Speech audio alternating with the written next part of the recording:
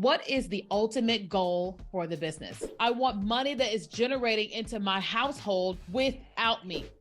She has over 500,000 followers on TikTok, diving deep into short form videos. Keenya Kelly.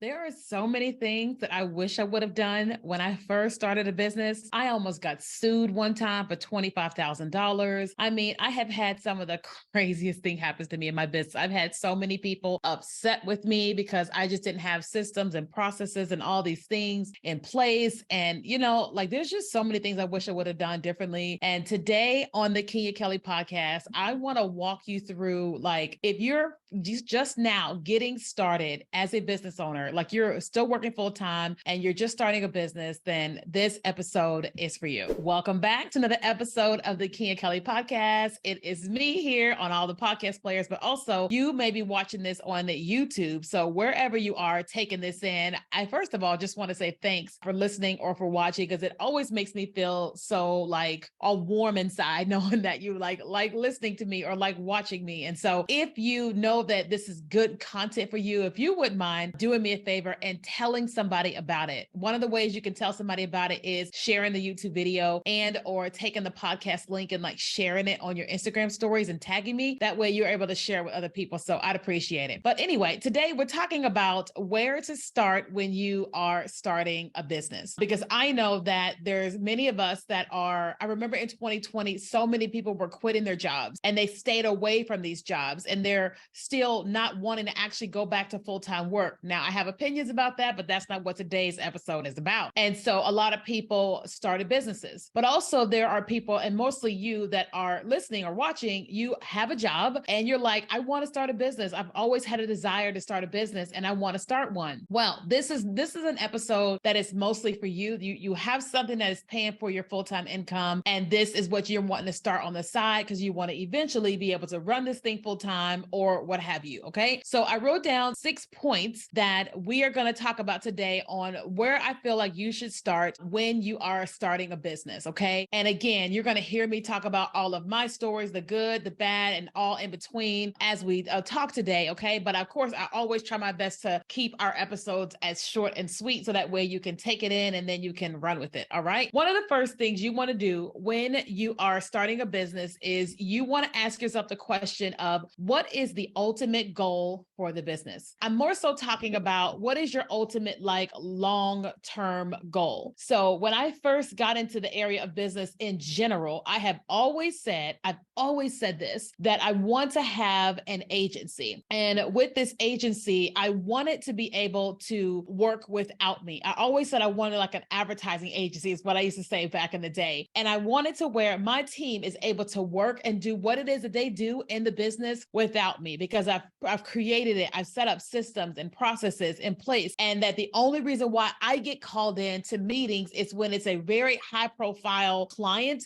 when I'm not saying this person is a celebrity, but I'm saying if this is the deal is a high price deal. Like for example, if our average client spends with us, let's just say $100,000 a year and my team is able to handle that, then I'm like, great. But when we have a client that comes in and they're going to spend $1 million a year, that's my ultimate goal. That is when I get called into those types of meetings, because I want to be going off doing my own thing. Not saying I don't want to be working, but I want my team to be able to do whatever it is that they can do. And then I get called in for the big things. That has always been my big and ultimate goal. And so with our vertical video agency that we've been launching, that is the goal of that agency, to be able to have team members that are working with our clients, serving our clients and all the things. And I am being called to the more high profile meetings and not into the everyday meetings. So I can focus as a CEO to run the company and not just be there. One of the things you want to ask yourself is, what is your ultimate goal? I know that you're probably starting this because you want time freedom and you want financial freedom, but that is a byproduct of having a successful business that is working with systems and processes. But what is the ultimate goal of the business? I have my ministry, which is called You, Me, and Jesus. And before I ever started You, Me, and Jesus, for years, I would have these dreams at night of me in a stadium type of conference,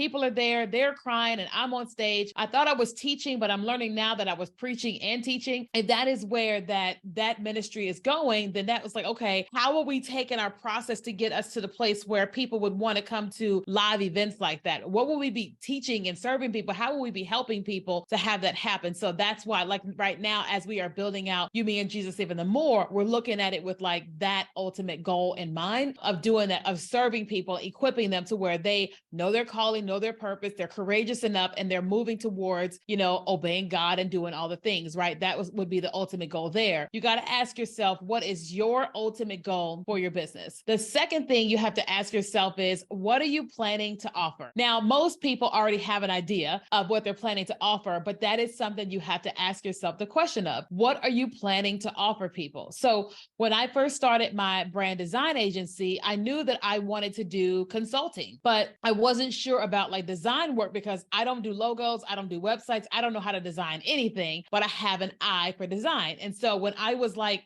thinking through the strategies of like, do I just launch a consulting firm? But what happens when all these people want me to design their websites or design their logos? What do we do when those things start to happen? So that is where I started a plan for creating a design agency. And that's how If You Branded originally started back in 2016, because we were like, okay, when someone comes to us and needs consulting, they're also going to need their logos designed, their websites designed, and all those types of things. And so that's where we're going with that. Now, unfortunately, I didn't have the bigger like vision in mind for that because it just kind of like that just kind of came about because of live stream. So it didn't die, but I decided like I didn't really want to do it anymore at the end of 2020. And so it didn't go anywhere. So that's when we started focusing on TikTok marketing, video marketing, teaching and consulting, and our courses. Now that we are really, really focused in on our vertical video agency, I'm going back to my original plan. And my original plan is to serve a lot of people and build a major business and have people that are employed,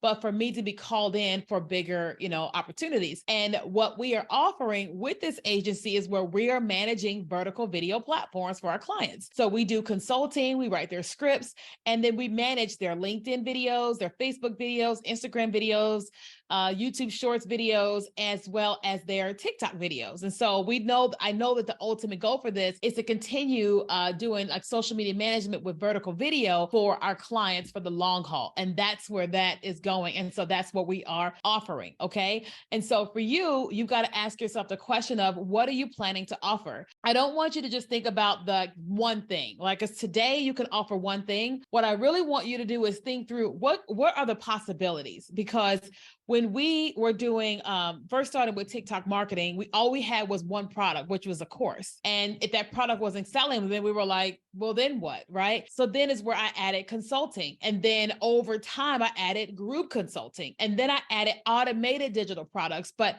we probably would have made more money and it been more sustainable earlier on if I would have kind of thought that out in the beginning. So that's why right now with You, Me, and Jesus, I'm like, okay, You, Me, and Jesus is a podcast that comes out every week. It's our YouTube channel. We have our spiritual gifts quiz. We have our 30 days of miracles, opt-in, and we're working on a second opt-in. And then we have creative consulting, which is me giving prophetic consulting.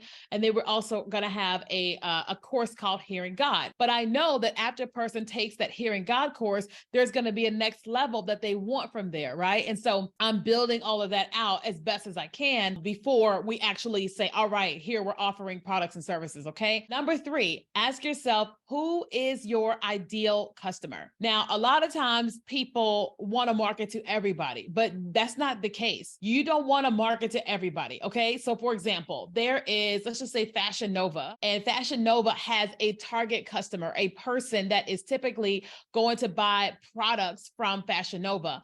And typically, let's just say it's a woman. Typically, the woman that is purchasing on a regular basis from Fashion Nova is not the woman who is shopping at Neiman Marcus. Typically, not saying always, but typically the Fashion Nova woman is not the Neiman Marcus woman. Doesn't make either woman better. It's just typically not that woman. So I have lots of different products from Shein, right? Like this necklace I have on right now is from Shein. I think this necklace was probably $1, maybe $1.50 from Shein. And Shein is targeting people who want, just things that are quick, fast, and inexpensive. And this was me just kind of trying out different things that I like about jewelry, just trying stuff or whatever, right? But the woman that is typically, or person that is going to buy this necklace from Shein is typically not going to be a person that is shopping at Neiman Marcus or Nordstrom's. Typically, doesn't make either one better. It just means that it's not the one, right? So it's really important for you to identify that who is your person, because when you start marketing your products and services,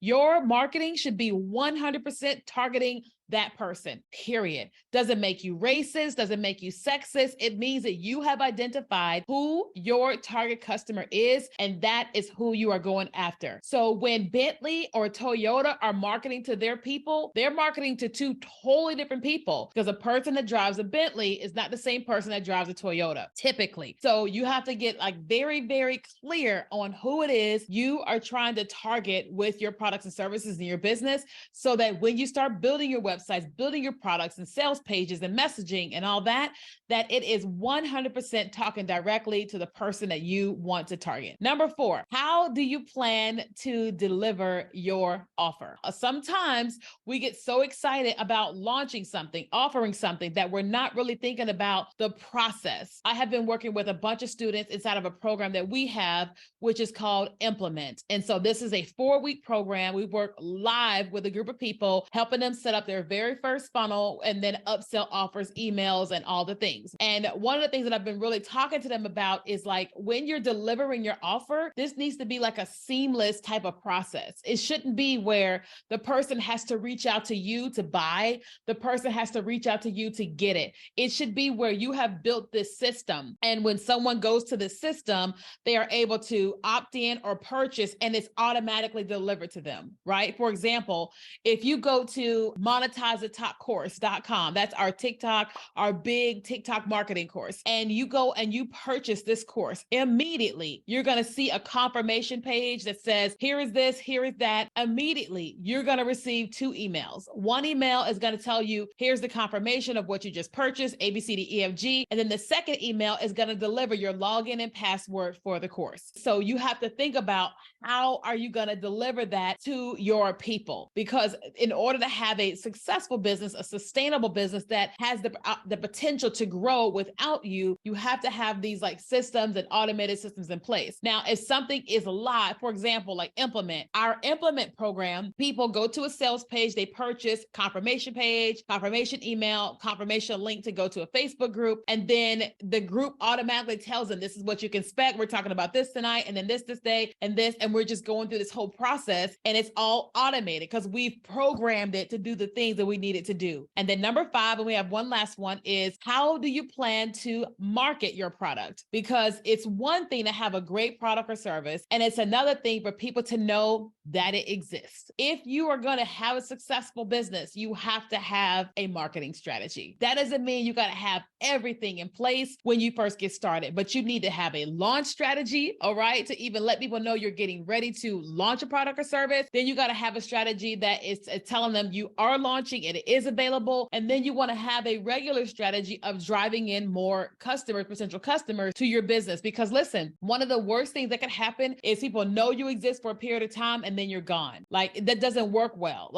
McDonald's is always advertising. McDonald's is always advertising. Even though we know they exist, they want you thinking about them when you want to get something to eat, period. And that is why they are constantly advertising, okay? And so you have to have a marketing strategy, a pre-launch strategy, a launch strategy, and then a consistent marketing strategy. Now, the 6th and final thing that I wrote down here is you have to know, do you have plans on how to expand the business without you? We are all going to age. I don't care if you're 21 right now and you're like, YOLO, you only live once. Listen here, sweetie, you are going to be 50, 60 years old one of these days. And you're not going to want to be doing the same things that you've been doing to make money. And so you have to think about how is this business going to expand and be there without me, right? Like I'm 41 and I don't want to keep doing what I'm doing the way that I'm doing it when I'm 75. I just don't. I want money that is generating into my household without me. And so we have to have plans on what this looks like to expand without us. Because if you have that plan early on, then you're going to be able to do that early on. So there's some people that are in their 20s that are building like mega businesses. And it's because they have built something at this young age with systems and processes that is going to be able to outlive them. And it's going to give them more time and financial freedom. Okay. And so listen, I know this may have felt like a lot, as you're watching this or you're listening to this, but these are the things you want to be thinking about. These are the things I talk about in my book, Before You Quit Your Job, a strategic guide for entrepreneurs, because I was trying to teach people like, you've got to do all these things before you start this process of quitting your job and, working a business full time, because without doing these things, you're kind of a little bit setting yourself up for failure, setting yourself up for a lot of stress. And that's not what we want. I don't want to be stressed out and you don't want to be stressed out. And so the best way to do this is to strategically plan. That is it for us today. If you're watching this on YouTube, make sure you're liking and subscribing and all the things. And then you can comment and ask any questions on this podcast and I'll be sure to respond back. So thank you so much. And I cannot wait to see you again next week.